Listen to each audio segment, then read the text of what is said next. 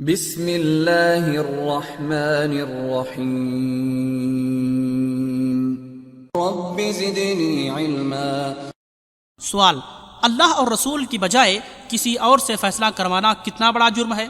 جواب: اللہ تعالیٰ فرماتا ہے، ان لوگوں کو نہیں دیکھا جو دعویٰ تو یہ کرتے ہیں کہ جو کتابیں آپ پر اور آپ سے پہلے نازل ہوئیں ان سب پر ایمان رکھتے ہیں، مگر چاہتے یہ ہیں کہ اپنا مقدمہ طاغوت کے پاس لے جا کر فیصلہ کروائیں، حالانکہ ان کو اس سے کفر کرنے کا حکم دیا گیا ہے اور شیطان ان کو دور کی گمراہی میں ڈالنا چاہتا ہے۔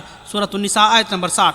یقیناً جو حکمران اللہ کے نازل کردہ دین کے بجائے ان قوانین کو ملک کے عوام پر نافذ کرنا جائز جانتے ہیں جو انسانوں نے بنائے ہیں، چاہے وہ مارشل لا ہو یا اسمبلی کا پاس کردہ قانون یا کسی ایک شخص کا بنایا ہوا ہو، وہ طاغوت ہیں، اور جو شخص طاغوت سے فیصلہ کروانا چاہتا ہے یزعمون کہہ کر اللہ تعالیٰ نے ان کے دعوے ایمان کو جھٹلا دیا کہ یہ ایماندار بنتے ہیں، لیکن یہ طرز عمل اور ایمان ایک بندے کے دل میں جمع نہیں ہو سکتے۔ شیطان نے ان کو گمراہ قرار دیا ہے۔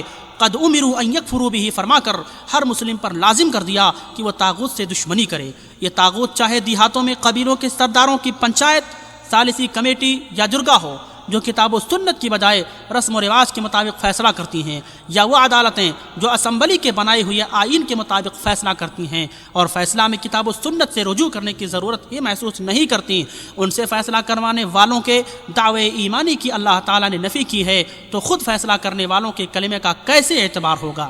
سوال: بعض لوگ قصہ یوسف علیہ السلام سے یہ بات نکالتے ہیں کہ طاغوت کی حکومت میں ایک مسلمان کا اسمبلی ممبر بننا یا وزیر بننا جائز ہے۔ جواب: اس بات میں تو کسی کے قسم کے اختلاف کی گنجائش نہیں کہ جو حاکم بھی شریعت سے بے پرواہ ہو کر قانون اور دستوری حکمرانی مقرر کرے وہ طاغوت ہے، اور اس کے بنائے ہوئے قانون کا انکار ایک ادنا سے ادنا مسلمان کے لیے بھی شرط ایمان ہے۔ جب حقیقت حال یہ ہے تو کیا ایک کریم ابن کریم ہستی یوسف علیہ السلام کے بارے میں ایسا سوچنا بھی جائز ہوگا کہ وہ فرعونی دستور و نظام کی نفوذ میں ایک واسطہ ہوں؟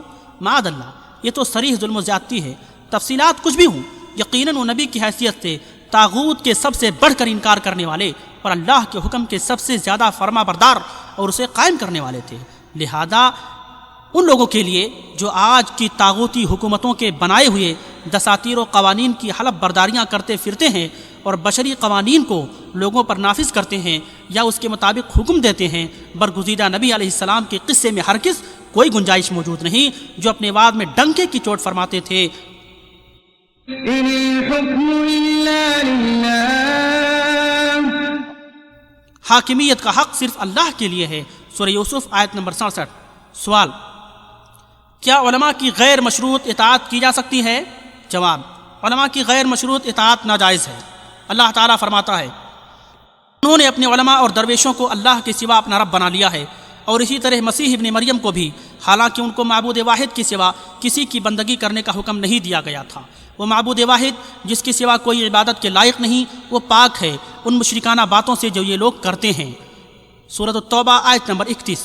مفسرین کا اتفاق ہے کہ یہود و نصارہ کے احبار اور رہبان اپنی طرف سے حلال و حرام قرار دیتے تھے اور لوگ ان کی بات کو قبول کرتے تھے۔ معلوم ہوا کہ علماء کی غیر مشروط اطاعت ان کی عبادت ہے، خصوصاً جب کہ ان کی وجہ سے شرک کو توحید سمجھ کر قبول کیا جا رہا ہو۔ اسی لیے امام احمد بن حنبل رحمۃ اللہ علیہ فرماتے ہیں کہ مجھے ان لوگوں پر تعجب ہوتا ہے جنہوں نے حدیث رسول سنی، پھر اس کی سند کی صحت معلوم کی، پھر اسے چھوڑ کر سفیان رحمۃ اللہ علیہ یا کسی دوسرے کے قول کو ترجیح دی۔ اللہ تعالیٰ فرماتا ہے، رسول اللہ صلی اللہ علیہ وسلم کے حکم کی خلاف ورزی کرنے والوں کو ڈرنا چاہیے کہ وہ کسی فتنے میں گرفتار نہ ہو جائیں یا ان پر دردناک عذاب نہ آ جائے۔ سورۃ النور آیت نمبر 63۔ امام احمد نے فرمایا، تمہیں معلوم ہے کہ فتنہ کیا ہے؟ فتنہ شرک ہے، کتاب التوحید۔ کسی کو حلال و حرام قرار دینے کا حق دینا اس کو الہ بنانا ہے۔ اس لیے باطنی فرقے مشرک ہیں جو اپنے اماموں کو حلال و حرام کرنے کا مطلق حق دیتے ہیں۔ اس طرح ان لوگوں کا شرک بھی لازم آتا ہے جو کتاب اللہ اور سنت رسول کی بجائے اپنے پیروں، درویشوں اور اماموں سے زندگی کے مختلف احکام لیتے ہیں اور طریقت کے مختلف سلسلوں، نقش بندی، سہروردی، قادری اور چشتی سے منسلک ہو کر کتاب و سنت سے آزاد ہو جاتے ہیں، اپنے پیروں ہی کے مقرر کردہ طریقوں کو دین سمجھتے ہیں۔